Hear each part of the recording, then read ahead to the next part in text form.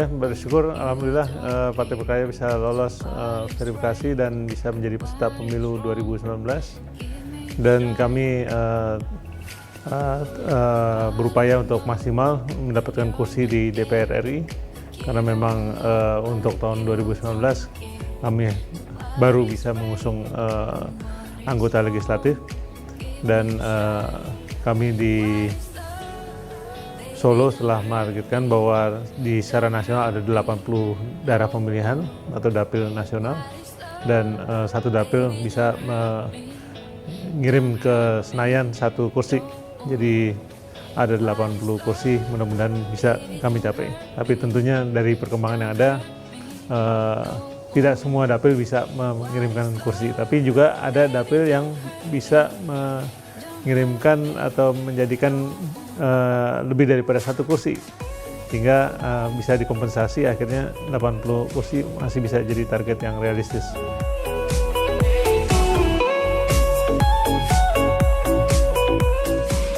Kalau 7 itu memang banyak nilai keberuntungannya ya, karena di luar negeri pun angka lucky 7 memang dikenal ya.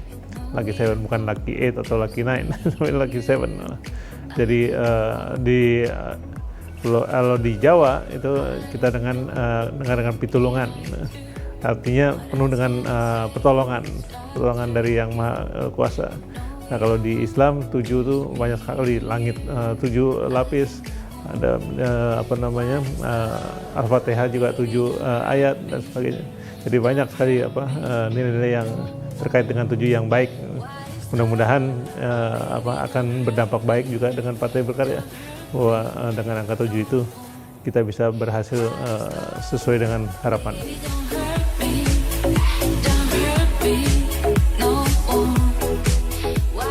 Saya kira semangatnya mereka adalah memang bukan karena hanya angka 7-nya, tapi adalah karena kekecewaan daripada rakyat selama ini. Selama reformasi, kita udah 20 tahun reformasi, tapi tidak mengarah ke arah yang lebih baik. Bahkan utang luar negeri kita jauh meningkat, tapi masyarakat yang di bawah garis kemiskinan masih banyak, dan tidak ada program nyata yang kapan kita menjadi negara maju.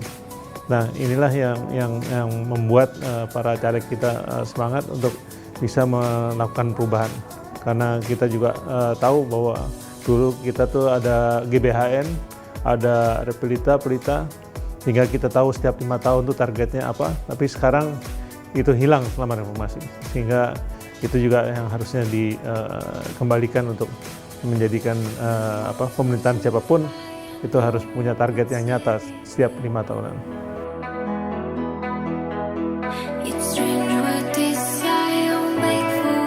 Kalau program ekonomi kita yang utama adalah ekonomi kerakyatan, yaitu dari rakyat, oleh rakyat, dan untuk rakyat. Dan program yang kita canangkan dalam waktu dekat ini adalah toko guru yang dulu juga pernah ada, gotong royong. Jadi itu intinya adalah mendekatkan antara produsen dan konsumen. Karena kita tahu sebagai contohnya di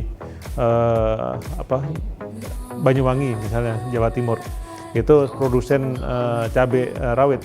Mereka mensuplai hampir 70% kebutuhan Jakarta.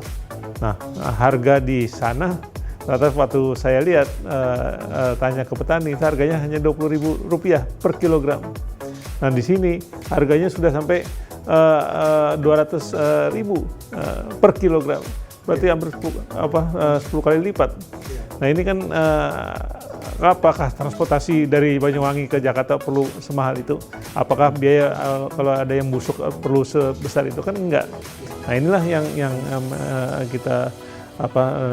kita sadari bahwa ini adalah ada keuntungan yang terlalu besar di antara produsen dan konsumen. Nah, dengan adanya UKM Goro ini, nantinya harga itu akan lebih tinggi untuk petaninya, kemudian untuk konsumennya tentunya akan lebih rendah. Nah, inilah yang akhirnya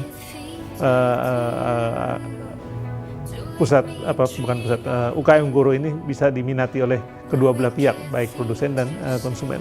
sementara gurunya sendiri adalah menjembatani di antara keduanya.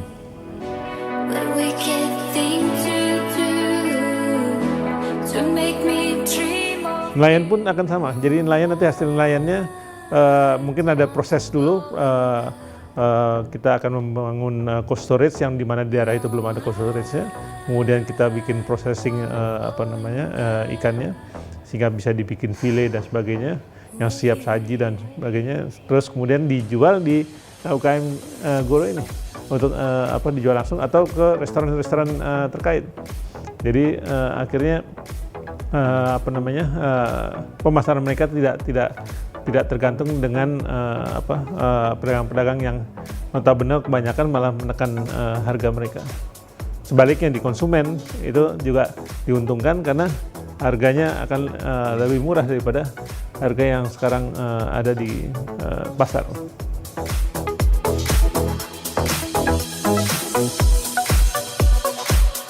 Saya kira saya sangat setuju kapal asing itu tidak diperbolehkan. Bahkan yang harusnya dilakukan oleh pemerintah atau siapapun yang ingin bergerak di dunia usaha itu adalah memasukkan kapal-kapal asing itu dijadikan bendera Indonesia dan dikasih seperti kredit lunak kepada nelayan-nelayan yang ada. Sehingga nelayan yang tadinya hanya ke lepas pantai hanya berapa mil saja, tapi dengan kapal yang lebih besar dia bisa ratusan mil bahkan ribuan mil lepas pantai sehingga bisa mendapat ikan yang lebih besar, lebih banyak.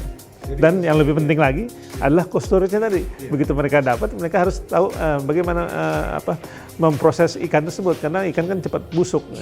Sehingga kalau ada cold storage diolah, tentunya itu akan menolong mereka. Harganya akan tetap tinggi.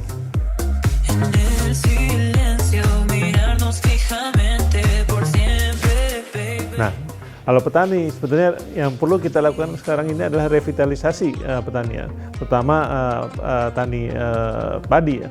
Nah, revitalisasi ini apa? Yaitu sekarang yang rata-rata secara nasional itu produksinya hanya 5,2 ton per hektar per panen, itu bisa ditingkatkan menjadi 8 ton.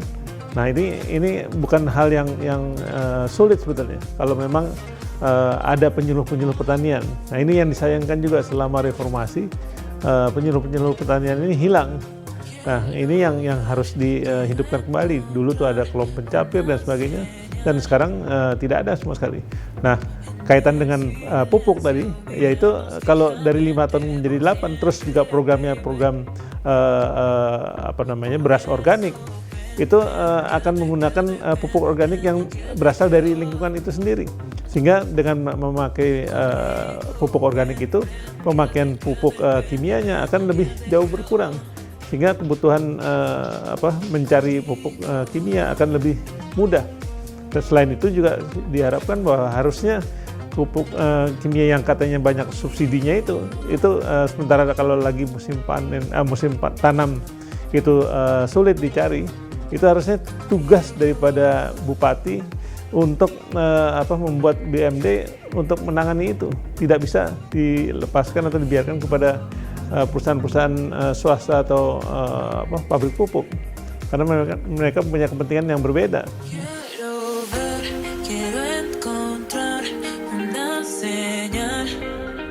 Bahwa bukan hanya swasembada pangan, tapi juga ketahanan ekonomi kita itu akan didukung oleh ketahanan kita akan menempatkan agriculture kita sebagai selumbung pangan dunia, terutama di bidang beras, jagung, dan minyak goreng, karena memang kita punya kemampuan itu. Nah, sehingga nantinya bukan hanya swasembada beras, tapi kita jadi lumbung pangan dunia. Dan itu dimungkinkan karena sekarang ini penduduk dunia itu sudah 7 miliar orang. Dalam waktu 20 tahun mendatang menurut WHO, itu penduduk dunia akan menjadi 9 miliar. Ada pertambahan 2 miliar orang. Mereka butuh sandang, butuh papan, dan butuh pangan. Nah, dalam kesempatan pangan ini harusnya menjadi peluang buat Indonesia untuk menjadi produsen untuk mereka.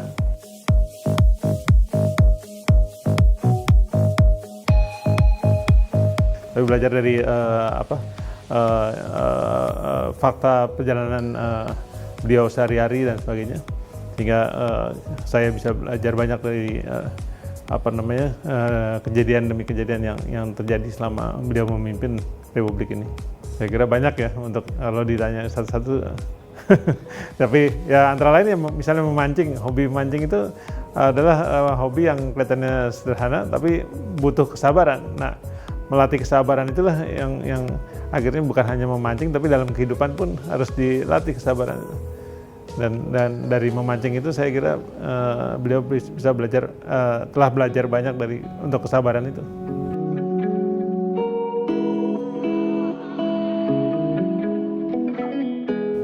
Saya kira salah satu alasan yang utamanya adalah Papua selama ini masih daerah tertinggal di antara saudara-saudaranya yang di Indonesia yang di tempat lain. Nah, karenanya saya ingin membangun Papua lebih baik, dan tentunya dengan potensi sumber daya alam yang begitu besar di Papua, membangun Papua bukan hal yang sulit. Jadi karenanya saya ingin fokuskan diri saya sebagai caleg di Papua untuk membuktikan bahwa saya bisa membangun Papua lebih baik lagi. Untuk ekonomi kerakyatan yang kami siapkan untuk Papua sekarang ini adalah untuk pertanian dan peternakan. Jadi pertanian tadi yang mengenai revitalisasi padi, gimana bisa produksi padi di sana jauh meningkat, paling nggak 50%. Kemudian pertanian yang lain, hortikultura, kita ingin perkenalkan untuk sayur-sayuran, sehingga mereka juga dibiasakan untuk makan sayuran sehingga lebih sehat, dan juga industri pariwisata di sana tentunya membutuhkan sayur-sayur yang segar sehingga akan bisa mensuplai ke hotel-hotel yang ada di sana. Kemudian juga peternakan, dari peternakan sapi, peternakan domba, dan peternakan babi untuk yang di non muslim di daerah sana, karena di sana 60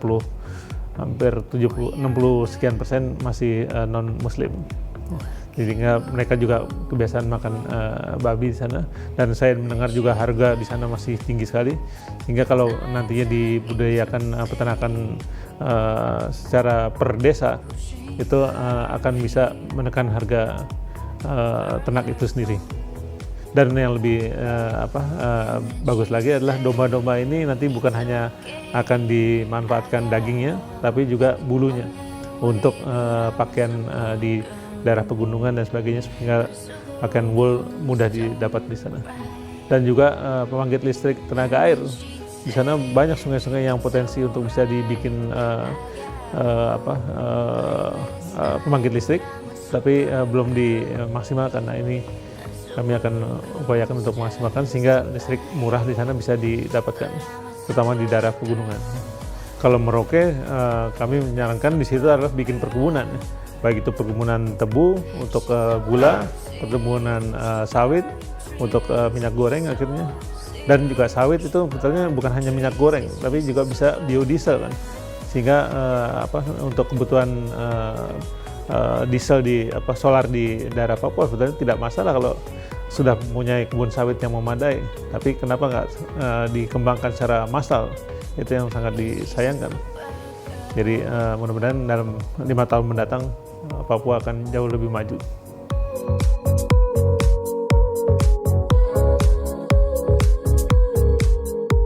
Sementara ini kita belum menetapkan secara resmi, tapi dari perkembangan ekonomi dan politik yang ada, bahwa Partai Berkarya ini hadir karena kecewa dengan reformasi yang ada selama 20 tahun ini hasilnya. Karenanya sebetulnya kami adalah berseberangan dengan presiden yang incumbent ya, karena memang tidak mengelola negara dengan lebih baik.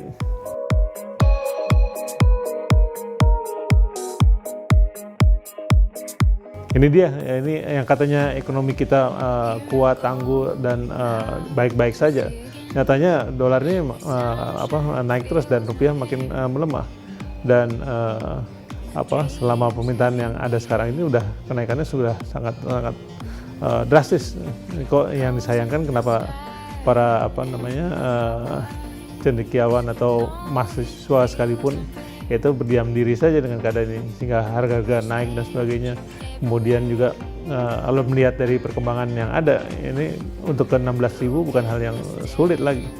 Mungkin dalam waktu 1-2 bulan ini juga bisa akan tercapai. Nah ini apa langkah-langkah moneter pemegang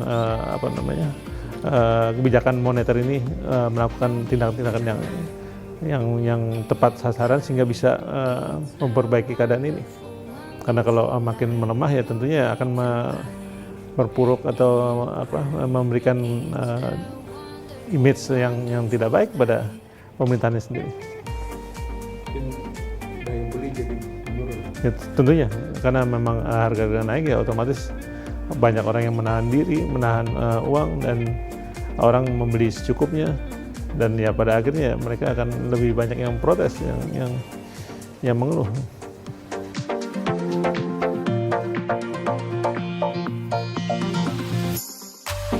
Saya kira koperasi itu harusnya menjadi salah satu soko guru perekonomian kita, karena dari dulu soko guru perekonomian kita adalah BUMN, swasta, dan koperasi. Tapi koperasi ini memang kurang ada perhatian khusus selama reformasi ini. Nah karenanya ke depan harus koperasi, terutama KUD, Puskut, Inkut itu harusnya menjadi badan usahanya masyarakat. Jadi kayak dana desa dan sebagainya harusnya paling baik kan ditaruh di koperasi untuk jadi dana simpan pinjam. Tapi itu yang tidak dilakukan oleh pemerintah ini.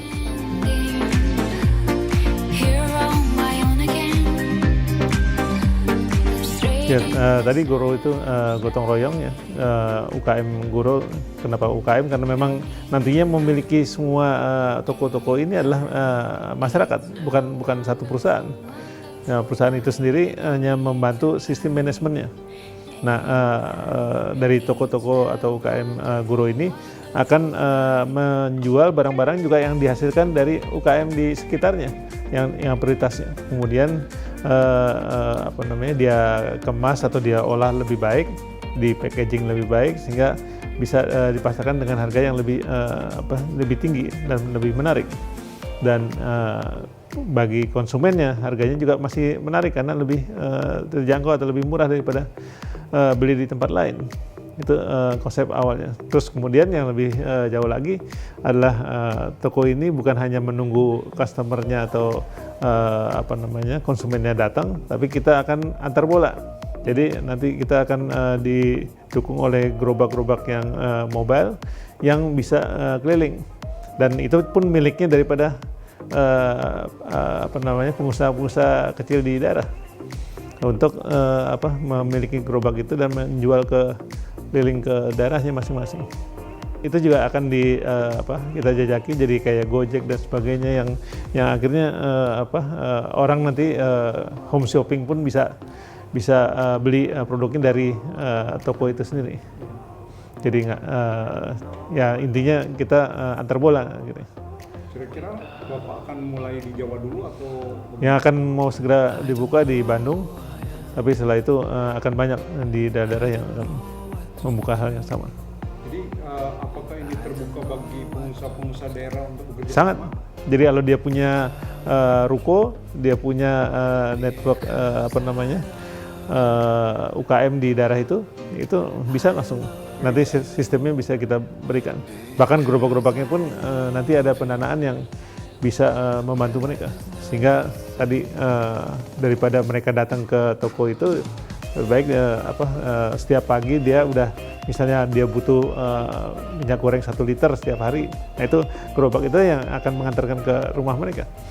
Beras misalnya butuh 1 kilo setiap hari, ya itu dia yang akan mengantarkan ke situ, tanpa orang itu harus datang ke toko-toko itu.